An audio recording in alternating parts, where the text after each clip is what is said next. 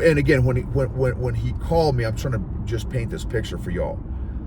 When I say he was exasperated, I'm talking whatever, like if there was a word beyond exasperated, that's where this guy was when he called me.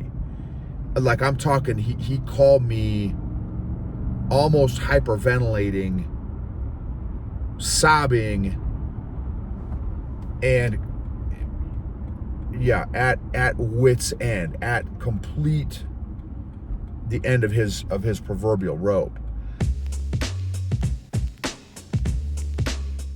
Welcome to the EQ Gangster podcast, where you will learn practical tools to grow your mental and emotional health and intelligence to be the best version of yourself, both at work and at home. It is real, raw, and transformational. The journey of emotional growth isn't easy, but it's worth it. I believe in you.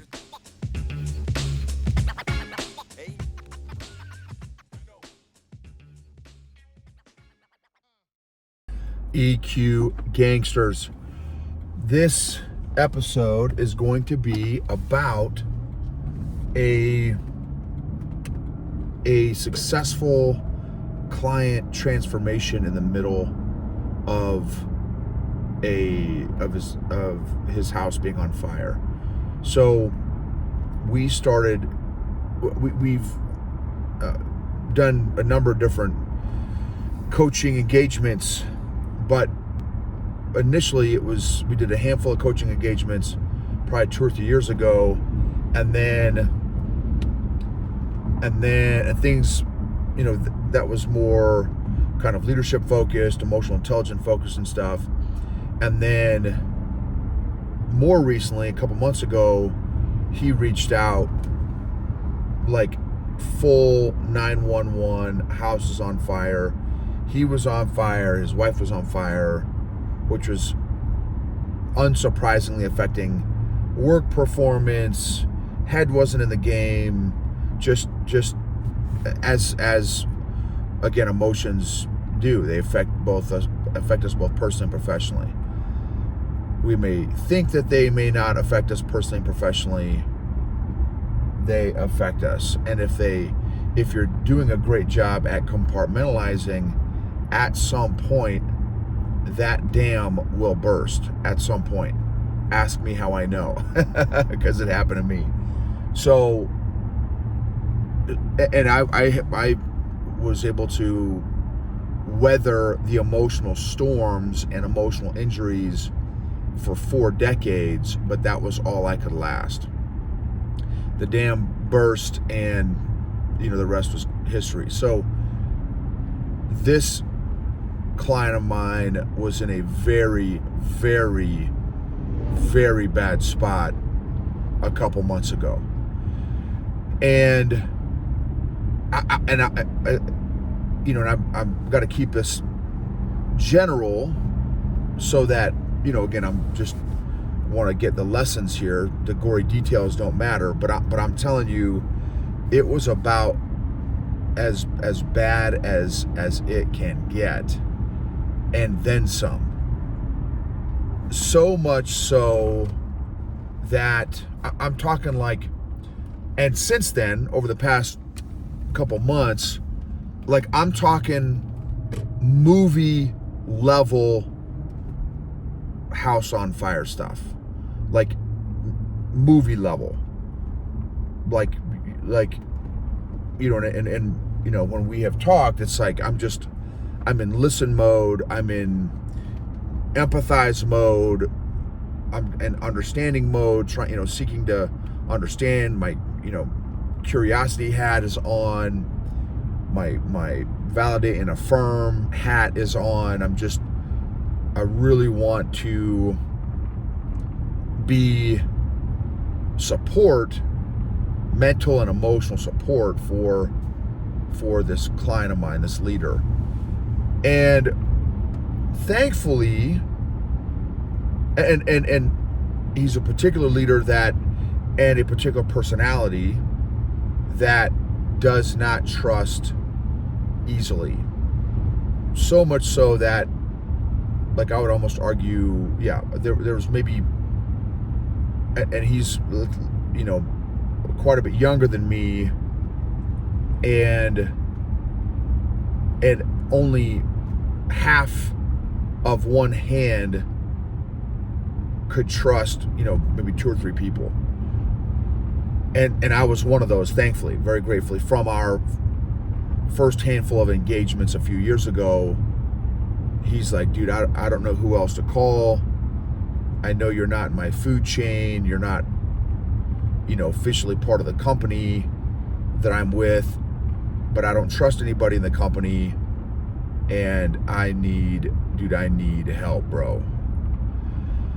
And so,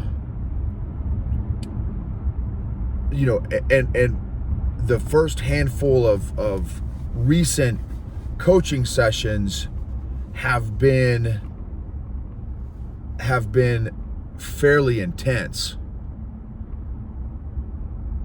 Where he has been in just a very, very intense spot emotionally based on the dynamics that have been going on. And so,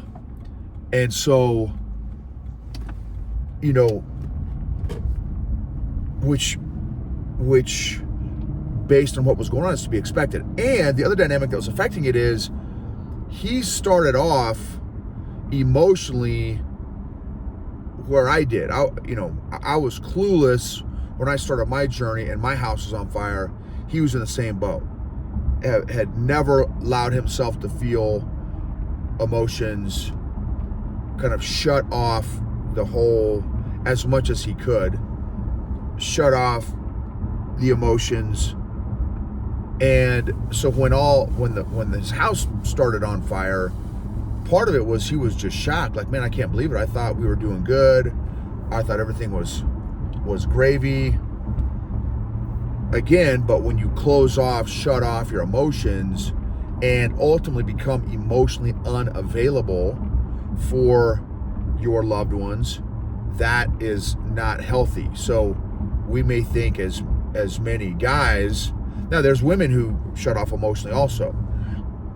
So this is not a man-woman thing. I do know a lot of men that have shut themselves off emotionally because of a variety of things: upbringing, culture, training, society, fill in the blank, and the military, so on and so forth.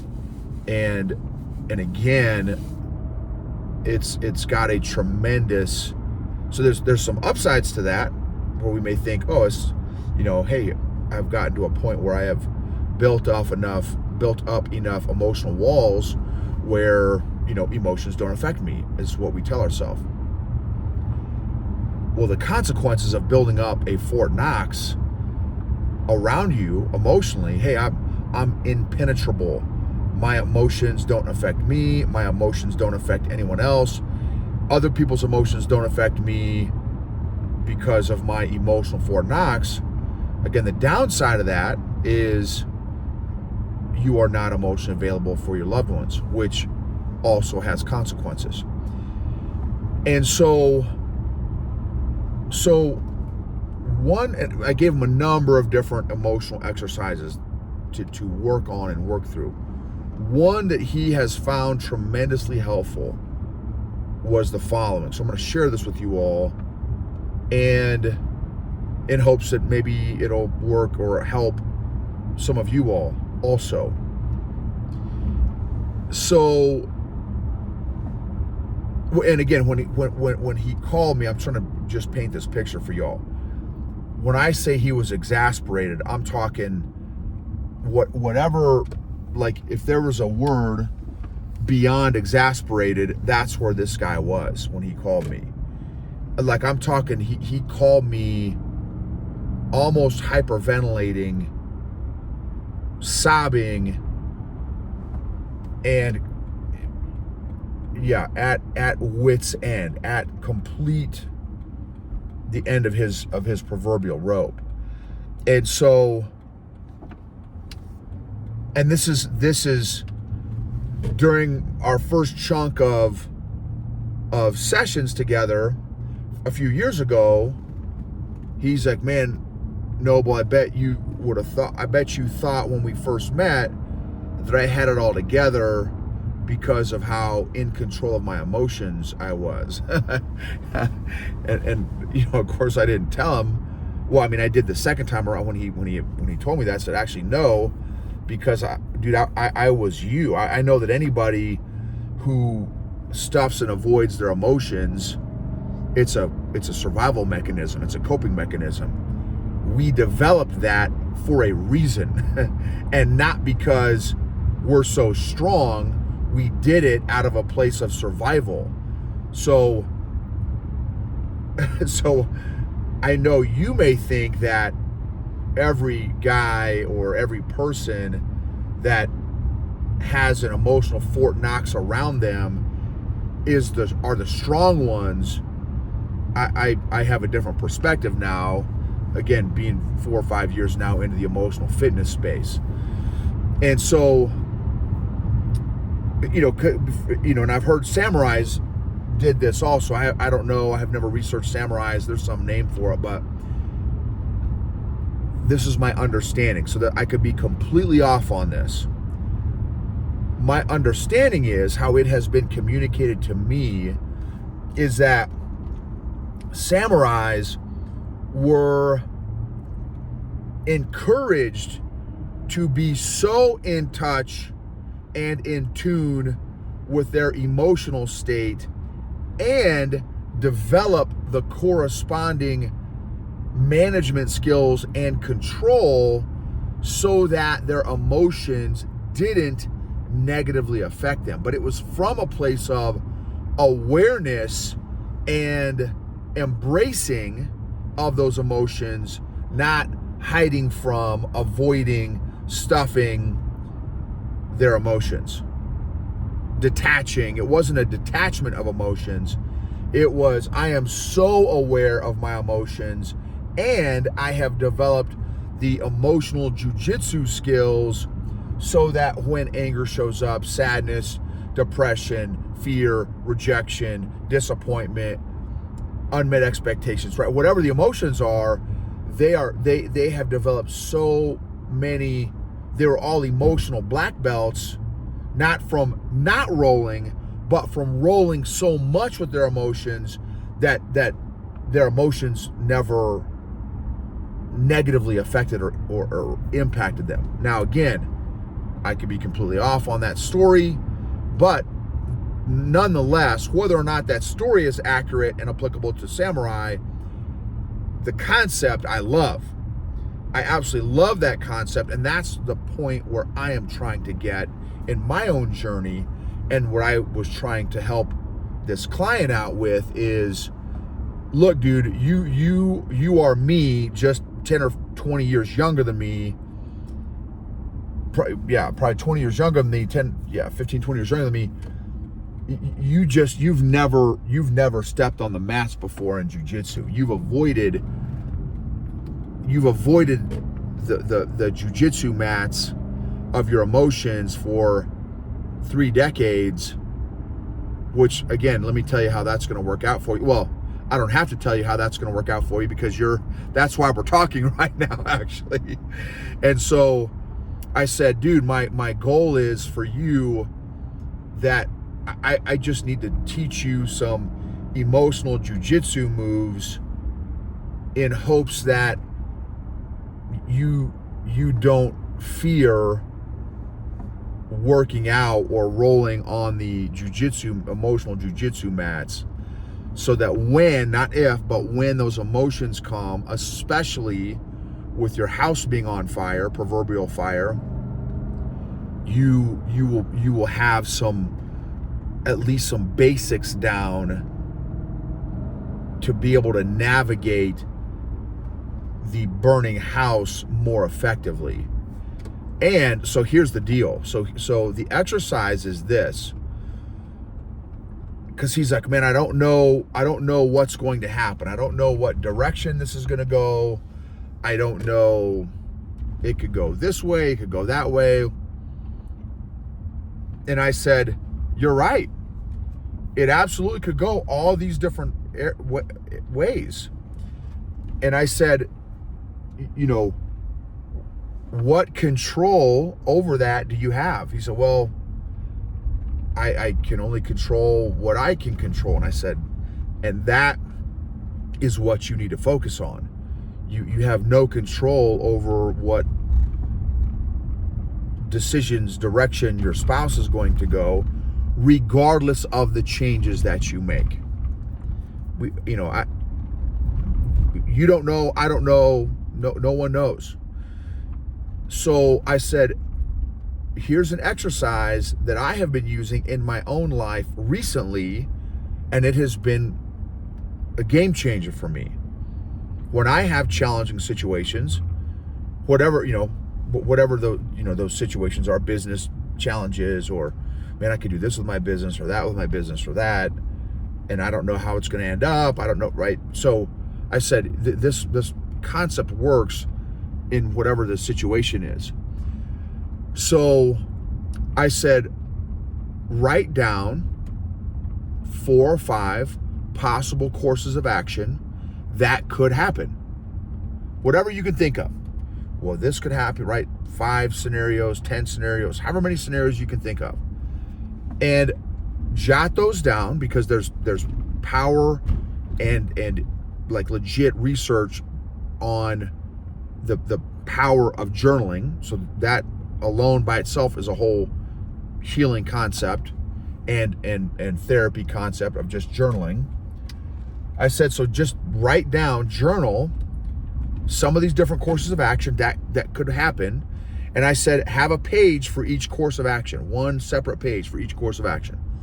And then write down, vomit all your thoughts that would happen if this scenario happened, all your thoughts that would happen if this scenario happened, all your thoughts if this scenario happened, all your thoughts if this scenario happened. And then write down all your emotions. If this scenario happened, if this scenario happened, if this scenario happened, if this scenario happened. And then write down your possible solutions. Again, that you can control, because you can't control the whole scenario, but you can control yourself, your side of the deal. Write down the solutions. So your thoughts, your emotions, your solutions for every scenario. I said, it may take a while. It may take an hour.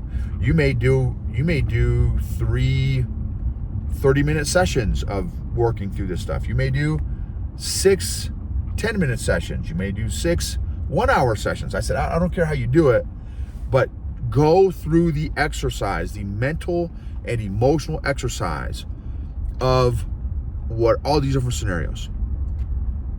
And so here's what I love about this guy.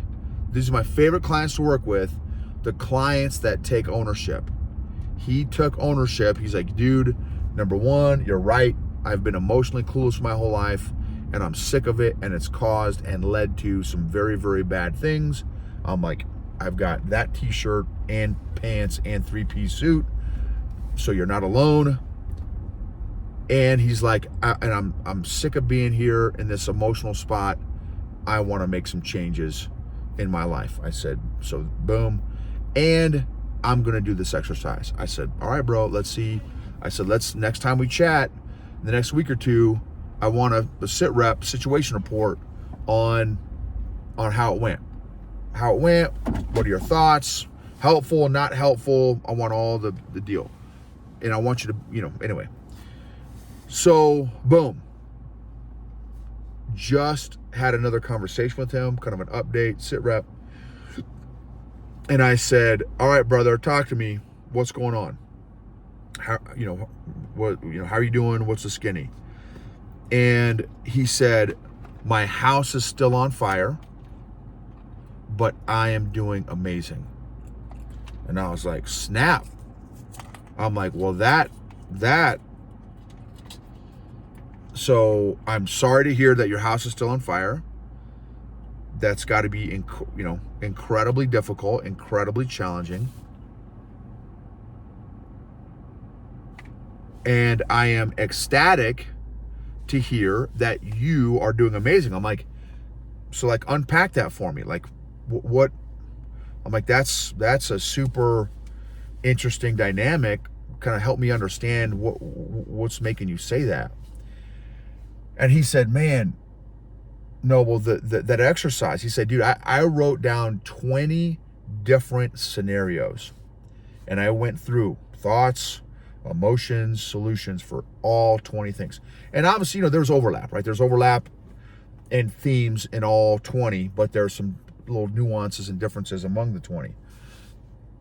And he said, what's even crazy is what actually happened isn't one of the 20 scenarios. But he said, just like you said, just going through the thoughts, the emotions, and the solutions of all those 20 different scenarios, I felt so calm and prepared that when scenario 21 happened that I had not thought through or considered or anything, I felt so ready and prepared mentally and emotionally and spiritually that, dude, I was not fazed. I was calm. I didn't get emotional. I didn't get spun up. I didn't cuss anybody out. I didn't yell and scream. I didn't throw any pots and pans. I was calm, and I was understanding, and I was empathetic, and so much so that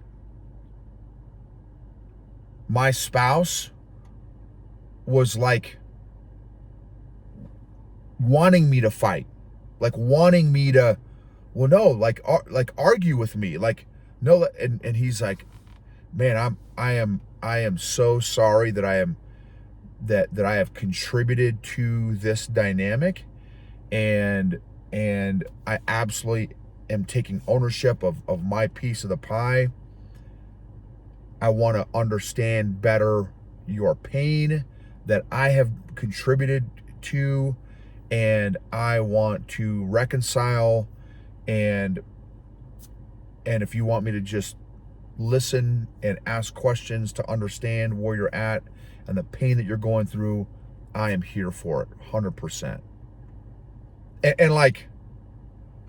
He's like, it completely threw her, because in the past their natural battle rhythm, no pun intended, was to battle. I get offended, now I chew you out, and now I get offended and I feel personally attacked and I chew you out, and it's right, it's how many households is that how it goes down almost every single time. So he broke the cycle. He, over these last couple months, in his taking ownership, all the emotional fitness exercises I've been having him do. Oh, here's another one. He never, ever, ever, ever opened up to anybody ever. During our couple months ago, when we first started the conversation after that 911 call, he's like, dude, I'm telling you stuff I have never told anybody in my life, ever. And so boom, now fast forward 2 months of us working through stuff, talking through stuff, working through stuff, talking through stuff. He's like, dude, I am opening up. I am intentionally reaching out to strategic people that I know love me, that I know care about me and my family and want the best for me and my family. And I am opening up, and I'm saying I need help. As a result, he has built up this tremendous social support circle through this very difficult time in his life right now. And it's like, it's hard to express the emotion that it makes me feel to have a front row seat in his healing and growth and development while his house is still on fire. So it's not like, boom, he's been working on his emotional fitness these last 2 months, taking complete ownership, and all of a sudden it's rainbows, unicorns, and skittle farts. He is still in it. But he is in a different place. Though his house is on fire, still, he is not on fire anymore. He took ownership. He's been applying these emotional fitness exercises every single day, and he is in a different spot emotionally, even with his house on fire. So now, how do you think he's able to handle, deal with, face, confront all the current house fire situation calmly, gracefully, thoughtfully, lovingly, caringly, empathetically, emotionally, availably? I don't know if that's a word or not. It's game changer, y'all. It is game changer. So I'm telling you, this stuff works. Now, does that mean the last 2 months, like, okay, boom, now he's like healed and has no more stuff he's got to work on? He's got all kinds of stuff he's still got to work on. But now he's got more tools to do it. He's not as scared anymore. He's not as, right? He's y'all, I'm telling you, it is such a blessing to get these reports from working with clients that experience real life transformation. And he said, Noble, he's like, dude, of all the people I've talked to, there is nobody that has been there for me and added value to me the way you have. He's like, dude, if you need anything ever, you pick up the phone and I have got your back, dude. It's humbling. It was humbling. It's just, as a coach, as a leader and a mentor to leaders and coaches and stuff, it's just no greater feeling for me. No greater feeling. So wanted to share that story. And again, he's still in it. He's still in the fight. He's still in the fire. He's just in a different spot. He's not on fire anymore while his house is on fire. So he is able to be just in a different spot for his family, for his wife, for his kids, and men that take ownership, and obviously women, and love women that take ownership. It's because I'm a man and I understand the impact that a man who takes ownership of their feelings and emotions and their healing journey, the impact that has and can have, and the ripple effect that has and can have, is just an amazing experience to be a part of. So hopefully that exercise was helpful. Hopefully you take ownership in new ways in your own life. Emotionally healthy people help heal other people emotionally. Thank you for rating, reviewing, subscribing, sharing. If there's an episode that really resonates, please share it with another colleague, friend, coworker, somebody else. If you need some emotional fitness, to be a part of an emotional fitness gym, check out the EQ Mafia at eqgangster.com, and then there'll be a tab there for EQ Mafia. If you need someone to come and speak into your organization and do some training on emotional fitness, emotional intelligence, absolutely don't hesitate to hit me up. Thank you for being a part of my journey, letting me be a part of your journey.